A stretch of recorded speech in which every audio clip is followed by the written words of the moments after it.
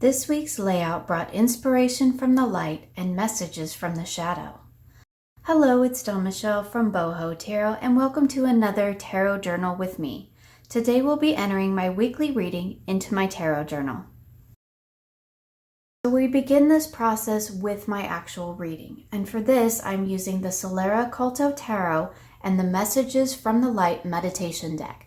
These are the two decks that I'll be working with this week. So as per usual, I do my normal reading, how I lay out the cards, what spreads I use, and that sort of thing varies from week to week, and it kind of depends on what I have going on in my life, what I'm interested in exploring more in this particular moment. So for today, I'm doing a basic reading where I am pulling one card from the Messages from the Light meditation deck to serve as my focus for the week. And I'm laying the 4 tarot cards around it to help me kind of explore that initial message and to look at how I should go about tapping into that energy throughout this week.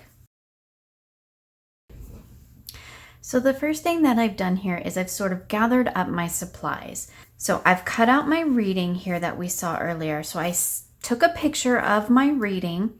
I put it into my computer, just basically uploaded it, plugged my phone into my computer, transferred the file over, and then I took it into Photoshop, sized it down so that it would fit on this particular paper, obviously cropped off all the excess of my table, and then I basically just printed it out at this smaller size. And that's how I primarily get my readings into my journal. I will go into that more in detail in a journaling series that I'll be doing soon.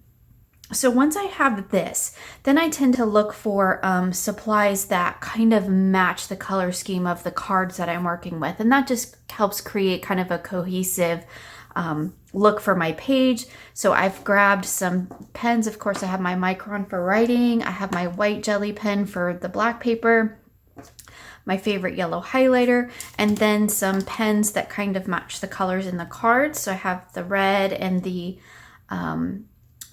kind of caramel color and the brown. I have grabbed 2 different types of glue. I have my Fabri-Tac for the heavier paper, and I have a glue stick for just this thinner paper. It seems to work fine on printer paper, but on these heavier cardstocks, the Fabri-Tac works a lot better. And then I've grabbed an assortment of papers here that again kind of have that same color scheme or a similar feel that I want to use for this project. And I also have, of course, my reading that I've written down. Now, because I don't have a tremendous amount of workspace, mostly because I have too much stuff, I tend to do my readings ahead of time. And as you saw me do, I do them on their own, and then I write everything down on a scratch piece of paper. And then that all ends up, the reading gets put away, I have my printout, and that all is what ends up in my journal. Because I just really don't have the space to have all my cards out on the table at the same time as all of my supplies. And I also do that because I don't want to accidentally get any sort of glue or ink or anything on my cards. So I like to have them completely put away or at least shifted out of the way off this table before I start to work. Because the last thing that I want to do is accidentally get something on my cards. So I tend to write everything out. I do the whole reading ahead of time, and then I come back and journal it. And I don't always do it one right after the other. Sometimes I do my reading in the morning, and I come back and journal later in the afternoon or later in the evening whenever I have time. That's the reason that I like to have the picture ready to go, and I have my reading all written down. That allows me to come back and put it in whenever I have time to do that. If I have time to do it right after the reading like I'm doing today because I'm making this video, that's fantastic, and sometimes that works out quite well. Other times I just don't have time to do it, so it gets put off till later in the day, sometimes not even till the next day when I have time to actually get it done. So now it's just a matter of playing with papers and inks and all of that just to kind of make something interesting to put into my journal. So I think for this one, because I do have quite a bit of text written down here and I do have a large photo, I think we're going to go ahead and do this as a 2-page spread here. And I have some fun papers that we can use. And I've been kind of been doing more of a sort of simplistic look these days, but I think that any anything would work. And I'm feeling like I want to pull this in. Maybe we'll go the other way. And really at this point, it's playing. You know, it's playing with paper. I could run this across the page, but I don't really like to glue over my bindings, my seams, because it makes it hard for the pages to turn. So I'm thinking we'll do something like this. And then maybe I'll note the cards down here. And I do kind of like to try to play with things a little bit before I start gluing, just because I think it makes it easier to work with. And I have where I'd like to do, so I'm looking at my reading here, and I have a quote that I've written down from the guidebook for the Messages of the Light. And I have my list of my cards, which I think my list of cards will go here. I think my quote is going to go up top, and then my reflections I think are going to be on the bottom. So I was just trying to figure out how I want to lay this all out. And I tend to like to do sort of a frame. Now this is pretty thick cardstock, so I don't want to get too close to my binding there either, because that's just going to pop it back up. So I'm just going to make it a little bit smaller so that it stays a little bit more flush on the page. I am leaving a border because I do want to do some ink work as well. I've been doing a lot of bullet journaling, and I tend to like to do the ink work when I've been bullet journaling.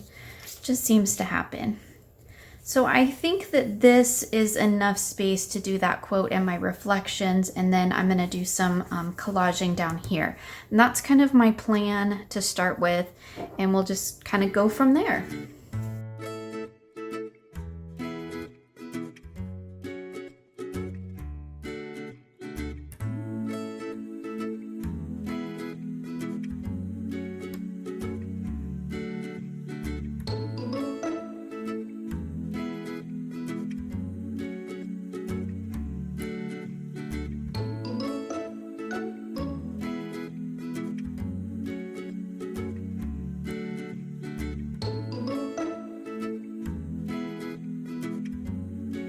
Okay, so now that I've done a little bit of collaging on here, I've gotten some papers on, I got my reading on, and I think at this point, like, I'm not going to add too much more. I did add this little thing down here because I'm going to make a little box around it. And so right now what I'm going to do is actually sit and record my actual reading into this so that I can finish kind of laying it out. And so for that, I'm just going to use a kind of a variety of different inks and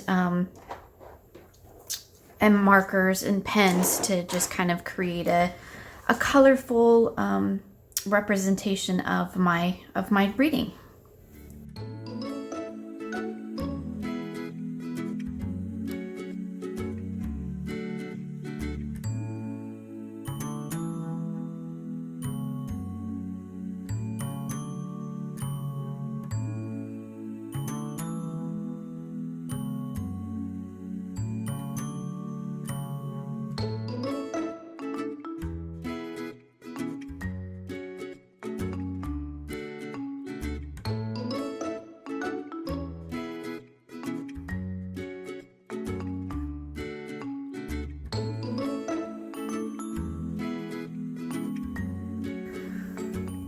So now that I've got all the most important information in here, I'm just gonna, you know, do some little doodling just to kind of finish it out. I like the little box I have going here, where first we create a kind of nice box with a little bit thicker pen, a little bit of a straighter box, and then I go back through with a thinner pen and I do kind of a really rough kind of sketchy line, and that what's kind of gives us that look of kind of a little bit of chaos and a little bit of order, which I really like. So that is a look at the completed weekly spread that I have done for this particular entry into my tarot journal. So I've put my printout of my reading here. I've done some collaging around it where I've added sort of just the messages from, which is kind of playing off the deck itself. So I have Solara, So it begins with the Solara Occulto Tarot, and I have messages from also the light. So I kind of like that little play of the two different decks in one sort of title, if you will. I have my reading, I have my cards with my focus card on top and my 4 tarot cards listed below, and of course done some collaging and some ink work around there, some line work. I have the quote that I copied out of the Messages from the Light book, because they have really succinct little short quotes in that book, and I think that they're really great, so I like to include those in my journal. I have kind of done the sacred flame in big bold red letters, because that's really the energy that I want to tap into this week. And then of course I have my reflection on what the surrounding cards mean to me and how I am going to go about tapping into this energy of the sacred flame throughout the week. And I've also just done a little bit of collaging down here. It's pretty, it helps take up the extra space, and I like the layered look, and then I've just noted the date. So that's an example of how I enter some of my spreads into my tarot journal. Thank you for joining me for this tarot journal with me. You will find links for most of the products I've used in this video in the description box below.